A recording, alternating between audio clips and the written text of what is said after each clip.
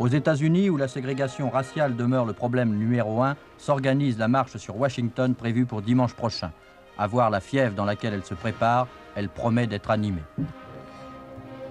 À Paris aussi se prépare une marche identique de l'église américaine à l'ambassade des États-Unis pour dimanche. C'est James Baldwin, l'écrivain américain, qui mobilise. James Baldwin qui m'a parlé de la ségrégation.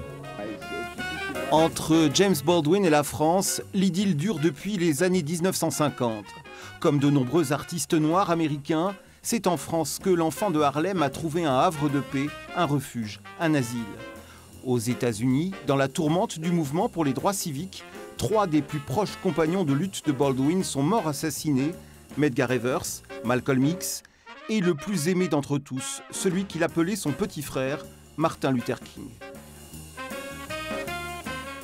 C'était à la suite de mort de Martin que j'ai décidé de quitter les États-Unis, au moins pour un moment, pour recommencer quelque chose.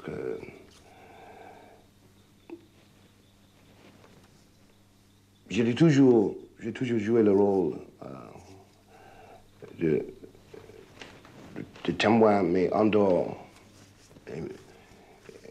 Et maintenant, il y avait que moi qui restait. En France, James Baldwin compte de nombreux amis parmi les intellectuels et les artistes sensibles à son combat. Et c'est une très célèbre comédienne qui lui suggère de s'établir sur la Côte d'Azur, à Saint-Paul-de-Vence. Certaines de ses amies très chères, dont Simone Signoret, l'ont amené à Saint-Paul. Il a séjourné à l'hôtel Le Hameau pendant un petit moment. Et puis il a traversé la rue pour s'installer dans la pension de famille de Mademoiselle Faure. Et c'est ainsi qu'en 1970, Saint-Paul-de-Vence accueille James Baldwin. À 46 ans, le romancier, poète, essayiste, dramaturge a déjà produit une œuvre considérable. Aux États-Unis, il est une légende, admirée ou détestée, un Saint-Paul, un quasi inconnu. Et dès que je suis arrivé en France, je me suis rendu compte pour la première fois que j'étais un Américain.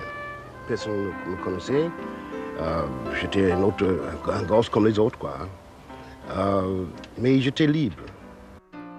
Le séjour de l'écrivain new-yorkais sur la Côte d'Azur durera 17 ans, les 17 dernières années de sa vie, pendant lesquelles il ne cessera jamais d'écrire ni de témoigner. En 1987, James Baldwin meurt en homme libre, en exil, à Saint-Paul-de-Vence.